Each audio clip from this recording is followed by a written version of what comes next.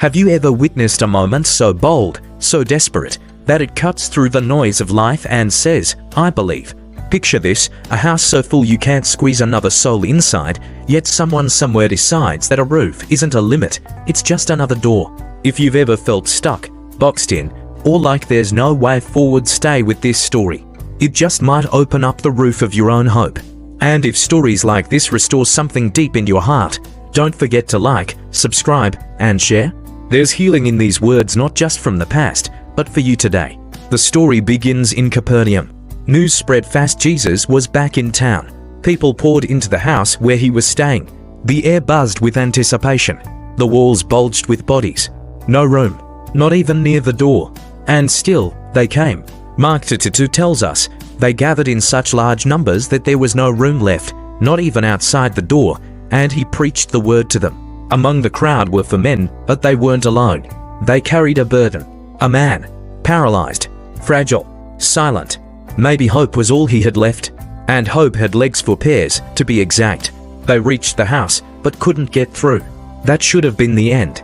A delay, a sigh, a whispered, maybe next time. But not today. Not for this man. Not with friends like these. So, they climbed.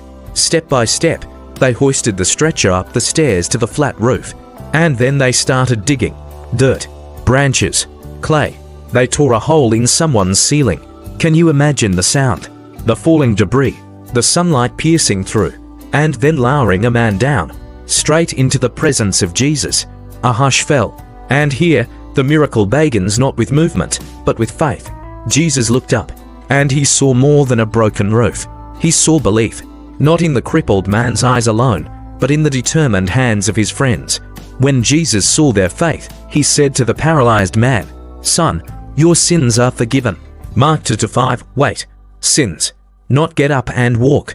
Not you are healed. Jesus saw deeper than the surface. He reached beneath the skin and bone into the soul. Before he mended the body, he mended the man. That was unexpected, unsettling, and for some unacceptable.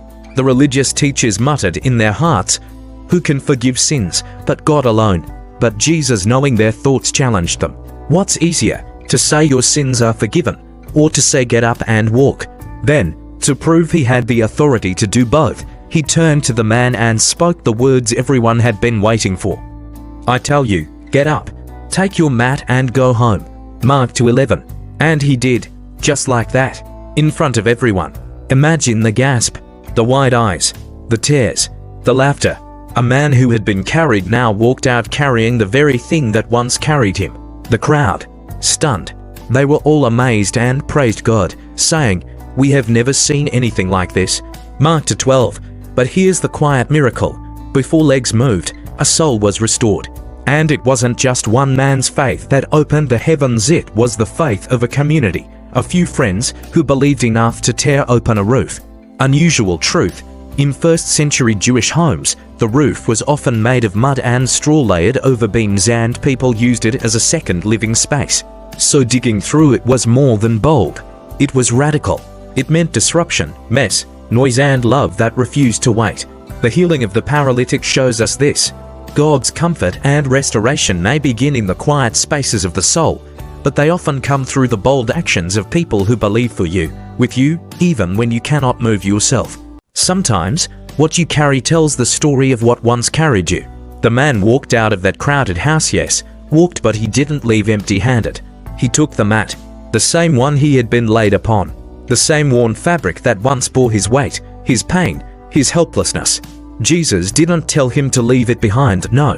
He told him to take it with him. And that little detail, it's easy to miss, but it's everything. Why carry a symbol of suffering once you're free from it? Because that mat now spoke not of paralysis, but of power. Not of shame, but of story. Every step the man took through the streets of Capernaum with that mat under his arm was a living sermon. Neighbors watched. Children pointed. Elders stared. Isn't that? Could it be? The man who, yes, the man who couldn't move, now moves. And in his hands, the evidence. Mark didn't say he danced, didn't say he shouted. He simply got up and walked. Sometimes, the quietest miracles speak the loudest. But the miracle didn't end at the door. Healing has ripples. Imagine that man arriving home. Perhaps he knocked hand for the first time in years, stood when the door opened. Imagine the tears of a mother, the disbelief of a sibling, the awe in the eyes of a child who had only known his stillness. That one miracle lit torches of faith far beyond the room it happened in. And yet there was a deeper healing that many missed. Jesus didn't start with legs. He started with forgiveness, with the soul. He went to the root, not just the fruit. Because sometimes the pain we feel isn't from what's broken outside, but what's weighed us down within. In Jesus' eyes, healing isn't just physical. It's personal, intimate. It sees the unseen. He looked at the man and said, "Son, your sins are forgiven, son." Not just man, not just you, but son. Jesus gave him identity before ability. And maybe that's what comfort really is. Not just fixing what's wrong, but reminding you who you are. Not just lifting the body, but anchoring the heart. Not just changing your circumstance, but redeeming your past. Because healing isn't only about standing again. It's about standing differently. With memory, with grace, with purpose. Unusual truth. In ancient Jewish culture, being paralyzed was often seen as a judgment, a consequence of sin, either personal or ancestral. So when Jesus said, "Your sins are forgiven," he wasn't just freeing the man's body, he was restoring his honor, his dignity, his place in the community. This was bigger than a moment. This was a re-entry into life. Some people in the crowd probably came for a show, a spectacle, but Jesus wasn't performing. He was restoring. And while the crowd gasped at legs that moved, heaven rejoiced over a soul set free. That's still true today. Healing doesn't always look like a miracle we can film or post. Sometimes, it's the forgiveness we never thought we'd receive, the peace we thought we'd lost, the strength to carry our old mat not in shame, but in testimony. Because when Jesus heals you, the scars don't disappear. They just stop defining you. The man walked out carrying more than a mat. He carried mercy. And that ... changes everything. The house had settled. The dust had fallen.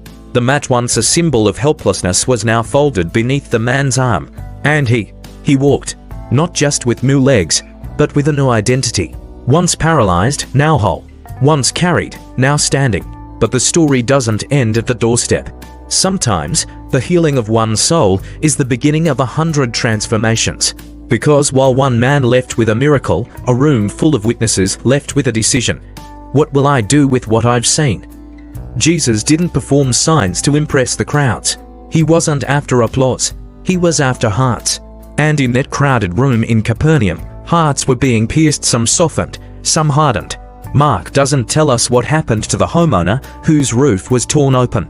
He doesn't mention the names of the friends who climbed the stairs. He doesn't even record the paralytic's name. And maybe that's the point. Because this wasn't a story about fame. It was a story about faith, quiet, disruptive, soul-stirring faith that rips open ceilings and silences crowds. Faith that moves through inconvenience. Faith that shows up on behalf of another. Unusual truth. In Jewish law and tradition, a person with physical ailments was often considered cursed or sinful, cut off, not just from society, but sometimes from worship. So when Jesus forgave sins before healing the man's body, he didn't just restore movement. He restored access to God. He brought him home, spiritually and physically. And that's what healing always does. It brings us home. Not just to walking, but to belonging. Not just to wellness, but to worship. Jesus had once said, "Come to me, all you who are weary and burdened, and I will give you rest." Matthew 11:28. And here, in a crammed room with no space left, not even by the door, that invitation still stood.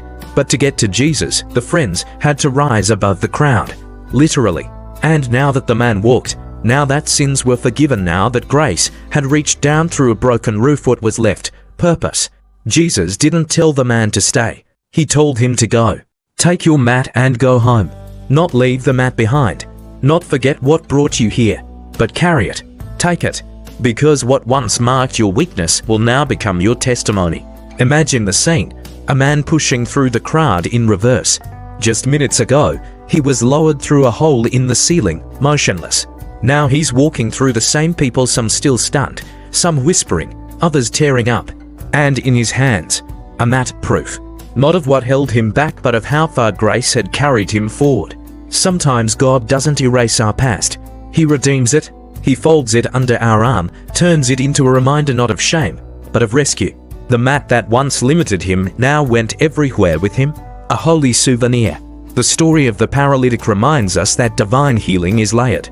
It's not just physical, it's emotional, relational, spiritual. Jesus didn't rush to the outer symptom. He dealt with the core. Son, your sins are forgiven. And maybe that's the part that speaks most today. Because many of us feel paralyzed, not by broken bodies, but by past regrets, shame, loneliness, fear. We lie still under invisible weights.